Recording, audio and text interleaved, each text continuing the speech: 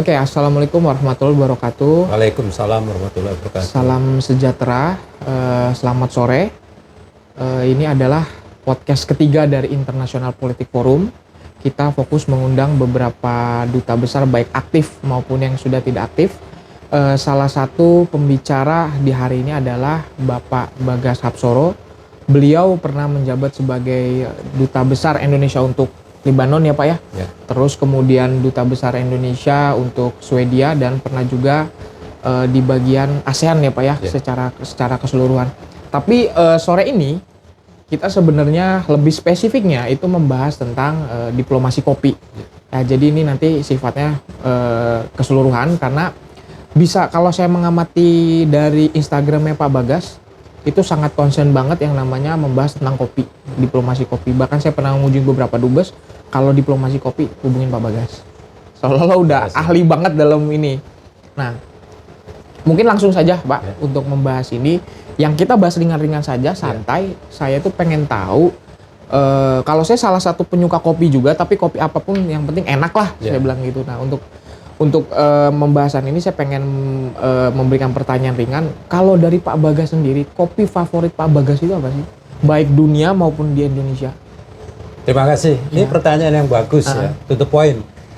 Terus terang kita lihat kopi itu dari rasa, aroma dan prosesnya. Karena falsafah kopi sendiri itu ini suatu perjuangan ya, nggak instan ya. Ini dari petani, kemudian juga produser sampai ke tangan konsumen. Ini prosesnya ada 5 tahap yang luar biasa sampai ke tangan konsumen.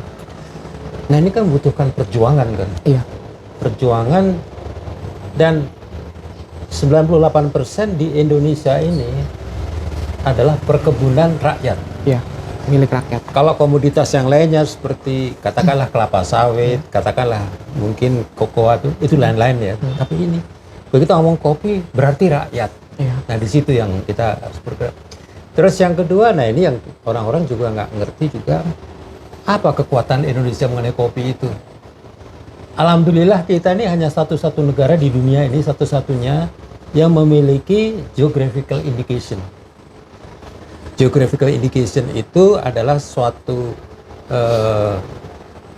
istilah yang digunakan yang menunjukkan tempat tertentu yang mempunyai ketinggian tertentu dengan rasa tertentu. Termasuk Gayo ya, termasuk Bajawa ya, termasuk Mandailing. Itu tempatnya lain-lain dan sudah diakui oleh dunia. 17 bayangin. 17 jenis kopi. 17 dan itu masih berkembang lagi akan ditemukan di tempat-tempat lain lagi. Alhamdulillah ya.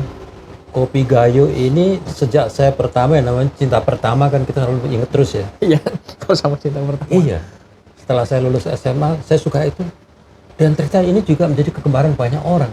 Setelah saya kemudian ketemu dengan orang-orang, rasanya khas, kemudian aromanya juga, prosesnya juga simple, ketinggian tertentu. Dan saya pernah ke Aceh juga. Waktu saya di Amerika, saya juga menemukan bahwa banyak orang sana senang Senang dengan kopi. Gayo, Kopi Gayo. Arabica itu. Kopi Arabica. Waktu di Swedia juga demikian, bahkan saudara-saudara kita yang dari Aceh juga demikian, membawa langsung gitu. Jadi kayaknya nih tinggal kita ini karena mau kita apakan gitu. Sudah kita budidayakan, kita jual oleh kalau itu karena tempatnya juga tidak dekat ya, negara-negara peminum kopi itu seperti Swedia ini kan peminum kopi banyak sekali kan. Oh, Swedia termasuk tinggi ya Pak ya? Termasuk tinggi, nomor 2 itu. Kadang-kadang nomor 3, kadang nomor 2. Finland nomor 1. Finland nomor 1. Kemudian juga Swedia dan juga Belanda juga. Belanda. Untuk ukuran dunia apa Eropa tuh? Ukuran dunia Luar biasa ya. 13 liter per orang per tahun. Bayangin. Kita hanya 5,6 liter per orang per tahun. Padahal kita produsen kopi ya Pak Kita ya? produsen kopi. Tapi mereka memang menghargai kopi itu, makanya dulu itu ya, makanya ada cerita Max Havelaar, ada cerita-cerita Iya, juga, Max Havelaar. Kultur Stelzl dulu. Itu memang penderitaan di balik jayanya kopi. Kopi. Itu. Nah di situ tuh itu luar biasa kita lihat mereka menikmati kopi, tapi yang menanam ya, yang mengangkut ke sana itu nasibnya jelek sekali. Nah di situ, jadi penghargaan terhadap kopi itu besar sekali di zaman dulu. Nah sekarang dengan adanya macam-macam, termasuk juga undang-undang anti deforestasi ya, yang dibuat oleh Uni Eropa, kita juga harus semakin waspada dan belajar apa yang kita bisa pelajari dari undang-undang anti deforestasi. Intinya kan kalau deforestasi itu segala macam komoditas, entah itu kopi, kokoa, kelapa sawit itu kalau dari hutan lindung nggak boleh. Oh gitu. Kalau dari hutan terus kemudian mengatakan forest fire nggak boleh. Cegah tuh, jangan sampai masuk Eropa gitu. Iya, iya. Nah itu. Ada hambatan ekspor ke sana ya, ada hambatan ekspor. Betul sekali. Nah tentunya kita juga harus menanggapi secara baik. Kita kumpulkan teman-teman ya, stakeholders ya, semua pemangku kepentingan tuh gimana baiknya tuh. Nah ini saya lihat kayaknya kita belum maksimal. Pertanyaan tadi betul sekali, gimana supaya kita bisa ini. Dan satu lagi ya, supaya nanti kita bisa ngobrol lebih banyak lagi. Indonesia itu adalah climate crisis winner. Memang lagi ada masalah ya dengan lingkungan hidup dan kita harus belajar. Tapi kalau dibandingkan dengan negara-negara pengekspor lainnya ya, seperti Brazil dan juga bahkan dengan negara tetangga yang namanya Vietnam itu ya, iya. Kayaknya kita lebih bagus. Karena apa? Karena lokasi kita dengan Kolombia tuh di ekuator pas. Iya. Jadi kalau ada ramalan mengatakan bahwa 50% itu akan turun nanti produksi kopi itu memang bisa berlaku untuk negara-negara yang tadi saya sebutkan. Nah, tapi alhamdulillah kita berarti Indonesia nggak berpengaruh ya Pak? Ya tetap kita harus hati-hati. Di dalam negeri terus kita nggak boleh terus bersenang-senang ngabisin itu enggak. Tetap kita harus pendidikan kepada petani terutama tuh supaya kopi ini tetap sustain gitu. Jadi jangan cuma dihabisin, ditebang habis, nggak dapat apa-apa kita. Keberlanjutannya. Iya. Kalau gini Pak, terkait kopi ini kan kalau di pasar bebas kan tidak menutup kemungkinan di Indonesia juga kan banyak kopi yang dari luar negeri. Banyak kopi di luar negeri. Jadi kan kopi-kopi di Indonesia tadi yang Bapak sebutkan kopi Gayo dan kopi yang lain. Itu persaingannya bagaimana Pak antara kopi asli Indonesia dengan kopi yang ada di luar negeri masuk ke Indonesia? Apakah secara kontestasi kita itu mengalami penurunan ataukah masyarakat lebih menyukai kopi kita atau kopi luar negeri Pak? Kalau masyarakat kita terutama ya sudah bisa melihat sendiri kok betapa kopi yang dari luar, betapa kopi saya bilang dari luar tuh bukan berarti dari luar negeri itu bukan, tapi mereknya itu misalnya dari Starbucks. Itu kopi Gayo juga gitu. Oh gitu. Iya, itu ada juga di situ. Itu maksud saya adalah kopi yang berasal dari rakyat. Katakanlah kopi dari Merapi, kopi dari Merbabu, Bajawa, kemudian dari Toraja segala macam itu. Betul-betul sampai. Nah itu memang ada ukuran-ukuran tertentu di mana teknik-tekniknya itu juga ada standar internasionalnya. Rasanya, kemudian juga aromanya, kemudian juga setelah dilihat itu bagaimana supaya orang itu bisa tahu bahwa ini aromanya betul-betul melalui proses penyeduhan yang sedikit agak kompleks gitu. Sehingga bisa dikasih harga harga tinggi di situ. Kopi premium, terus ada jenis-jenisnya, ada jenis-jenisnya. Betul sekali. Nah itu kadang-kadang juga menjadi mahal tuh. Kopi sedikit tapi mahal, Arabica gitu. Takarannya biasanya dicangkir kecil lah, yang sekali minum ada yang sampai habis langsung itu yang buat mahal. Nah kemudian Pak, kalau kopi kan tadi Indonesia telah mengekspor ke beberapa negara, kemudian persaingan kopi juga secara global juga sangat meningkat. Nah menurut Bapak yang membuat kopi itu menjadi tren Pak, menjadi tren seolah-olah kalau nggak nongkrong itu nggak ngopi, nggak enak gitu loh. Betul. Itu bagaimana Pak dengan fenomena Indonesia? Iya. Ya ini memang suatu tren ya sekarang ini, apalagi milenial nih ya. Iya, milenial ini kan pemimpin ke depan dan mereka juga bisa membawa tren ini untuk ke depan nanti. Tapi kita lihat sekarang ya. Sekarang kalau kita lihat anak-anak muda ya yang beranjak sudah mau bekerja, kuliah, jadi seniman. Itu kalau mendapatkan inspirasi itu kan kadang-kadang malam dari kopi. Dari kopi. Ya, kan? Hangout dulu, kemudian juga ini. Dan itu membuat stimulasinya tuh menjadi tinggi pada saat malam, inspirasinya tuh timbul di situ. Dan ini menjadi tren juga. Oleh karena itu, ya ini sekarang banyak sekali yang namanya kafe-kafe, yang namanya kedai kopi segala macam itu. Di Jogja tuh angkringan tuh sudah naik menjadi sekitar 6.000. Cepat sekali. Dan kafe-kafe itu 3.000. Cepat sekali. Cepat naik. Jadi setelah COVID kemarin selesai di kota itu semakin naik. Karena apa? Tempat fasilitas supaya orang tuh bisa kerja Bahkan di angkringan tuh kadang-kadang sudah ada wifi. Iya, udah disediain wifi. Disediain.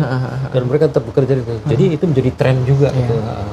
Kayaknya kita belum bisa nongkrong kalau belum nggak ada kopi gitu loh. Iya, benar-benar. Iya. Ya, jadi kopi ini dalam kehidupan secara global bahkan di Indonesia pun nggak bisa dipisahkan. Nggak bisa dipisahkan. Tapi begini Pak, tadi Bapak sudah menyinggung deforestation, terus menyinggung juga masalah kopi bagaimana keberlanjutan. Ini kita agak singgung masalah pemilu deh Pak. Kita masalah pemilu kopi.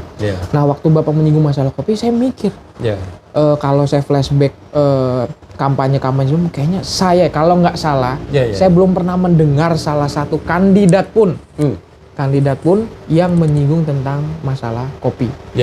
Nah, menurut Bapak bagaimana nih terhadap 3 bakal calon terkait eksistensi kopi di Indonesia?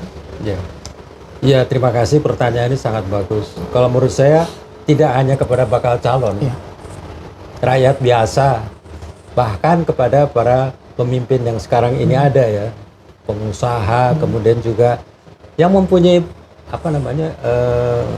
peran ya, pengusaha atau enggak stakeholders yang lainnya tuh tentunya harus tahu kopi ini di mana. Tadi saya sampaikan kan 17 geographical indication ya, all the way dari Sabang sampai Merauke itu, dan masih akan ditemukan lagi di tempat lain tuh. Nah, ini harus disadari ini bahwa kopi ini adalah perkebunan rakyat. Bahwa jumlah kopi yang dihasilkan itu sementara ini walaupun besar ya, nomor 2 setelah Brasil, kita kan punya 1,5 juta hektar gitu ya. Brasil 2,4 lahannya tuh. Cuma kualitas ini harus ditingkatkan. Kita lakukan beberapa kali diskusi, dan kadang-kadang petani kita juga tidak bisa untuk menjaga kualitas tuh bagus. Simply karena mungkin biaya nggak ada. Pengetahuan mungkin Pak. Pengetahuan juga. Climate change mereka juga nggak tahu tanda-tandanya gimana. Terus kemudian yang namanya pupuk itu gimana.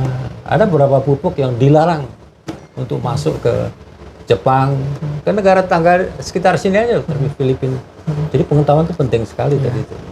Nah, ini kembali lagi, apakah para pemimpin, apakah para guru, apakah para menteri dan segala macam itu, saya perluas itu. Mengerti semua pihak lah. Ini keberpihakannya tinggi sekali. Dan ekspor kita kemana-mana itu juga semakin naik. Dan hambatan-hambatan di luar bukannya makin kecil, makin besar juga. Dan tantangan kita lainnya adalah bahwa transportasi kontainer ini bukan main. Bukan hanya mahal ya, mulai jarang juga. Kontainer, padahal yang namanya COVID kan sudah hilang ya, sudah mulai pelan-pelan jadi ekonomi pulih, ekonomi udah pulih. Cuma kok ini masih mahal tuh. Nah, ini kan kita jadi susah karena tempatnya kan jauh tuh. Tujuan negaranya adalah yang nomor 1 adalah Amerika, tapi terus malah mereka ya yang deket-deket aja lah, kalau gitu Costa Rica aja lah. Oh gitu, jadi faktor jarak ya Pak ya? Itu juga ongkosnya tuh mahal sekali. Tapi yang kita pertahankan dan kita harus fight itu keaslian, Pak. Keaslian. Dan orang terus dipinterin di keaslian itu. Loh, mereka juga main keaslian loh. Kalau beli barang, kalau beli kabel nih apa sebagainya, jangan asli. Yang harus ada. Harus kan gitu kan? Iya, benar. Nah, kita juga gitu. Beli kopi yang asli. Karena ada juga kopi yang akhirnya bikinan aja, campur sana, campur sini. Itu permainan negara tetangga, ada kayak gitu kita. Saya nggak usah nyebutin di sini. Jadi ekspor terbesar kopi Indonesia itu adalah di Amerika. Ya kan. Kemudian tadi Bapak menyinggung kualitas. Bapak menyebutkan kita harus menjaga kualitas dan khas.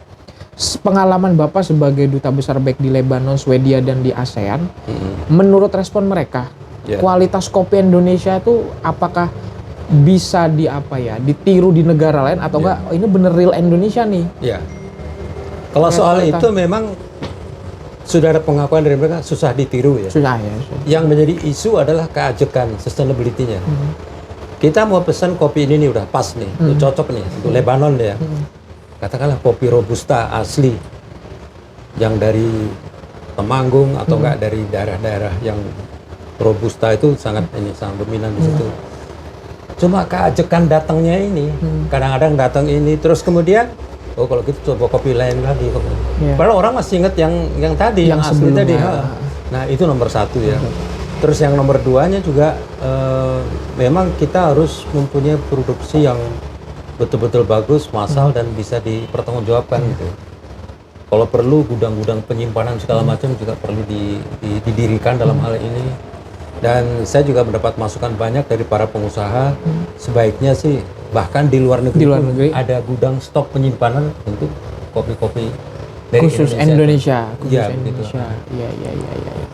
Ya berarti Indonesia kalau yang Pak Bagas tahu nih, Indonesia kan mengekspor kopi. Seberapa besar devisa yang dihasilkan kopi, Pak, untuk pendapatan Indonesia? Iya, emang ini memerlukan statistik yang terakhir yang saya lihat. Saya perlu skip dulu pertanyaan ini karena datanya ada di sini, saya nggak lupa. Tapi ini signifikan, naiknya besar sekali. Signifikan. Iya. Jadi memang harus menjadi pembahasan penting sebenarnya ya, baik dalam Pilpres, pemilu dan yang lainnya juga.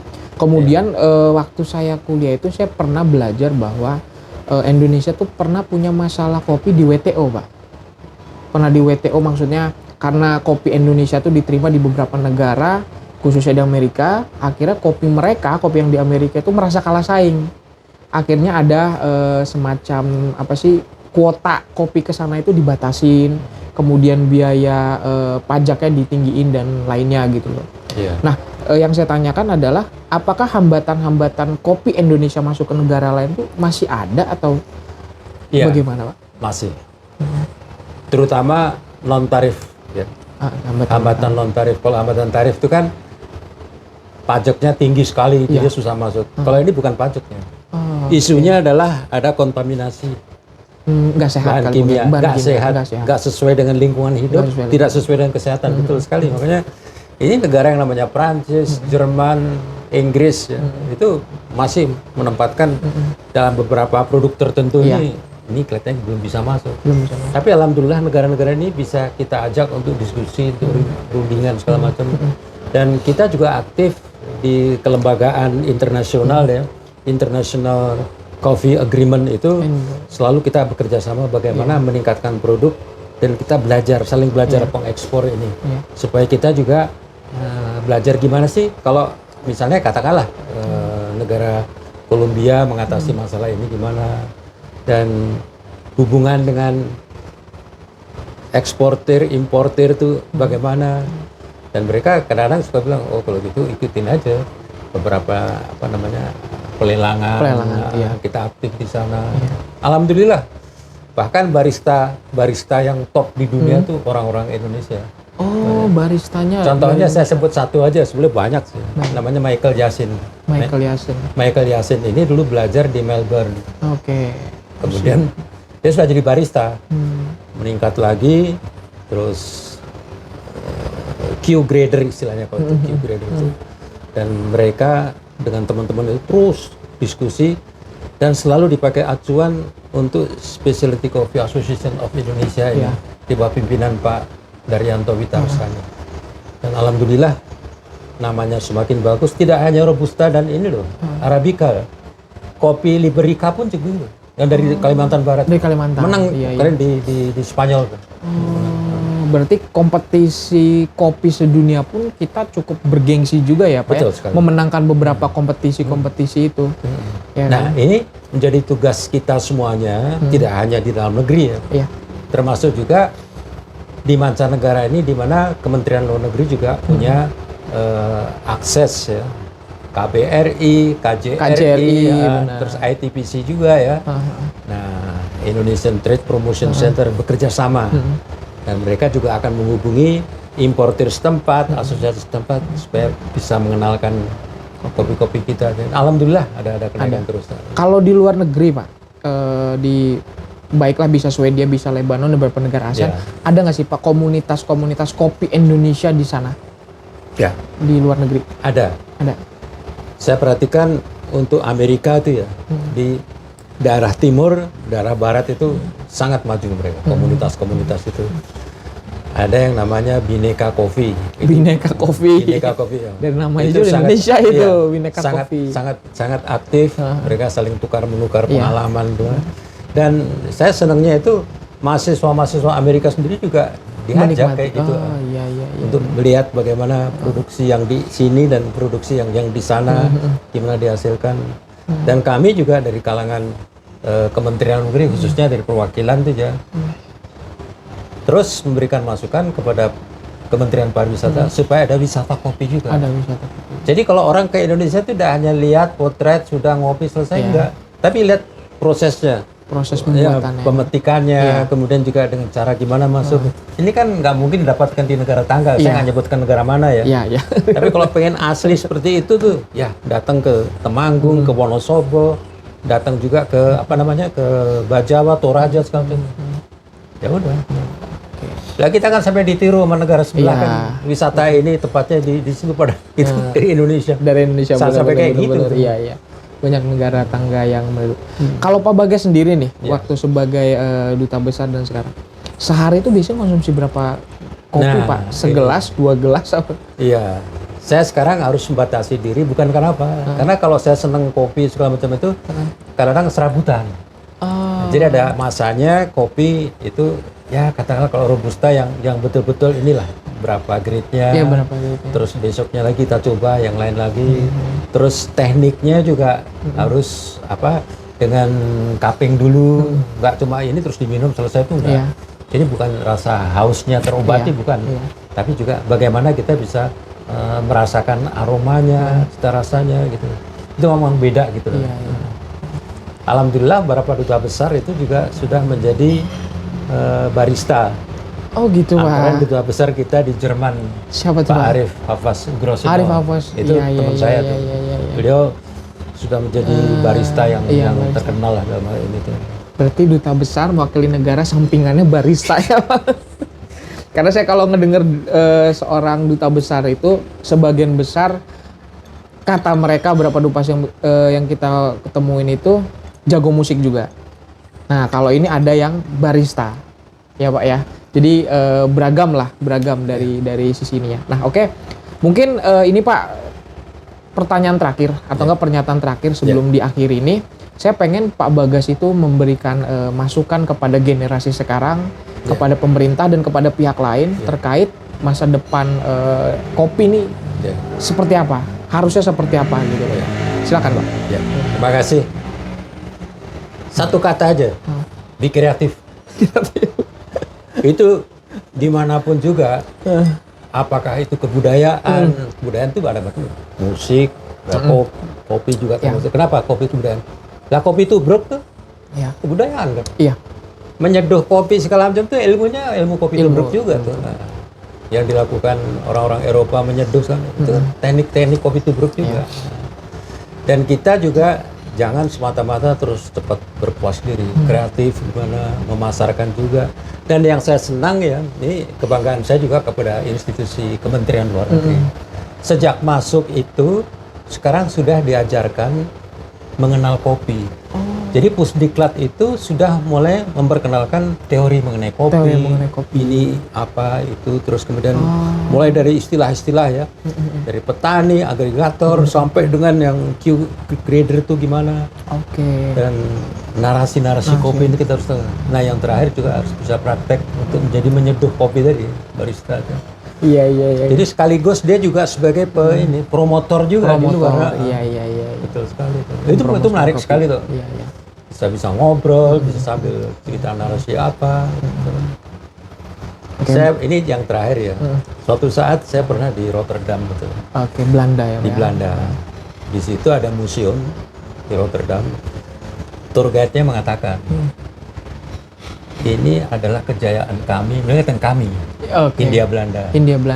Abad ke-17 di mana kopi itu menghasilkan sesuatu yang besar sehingga kami menjadi negara yang terkaya pada saat itu.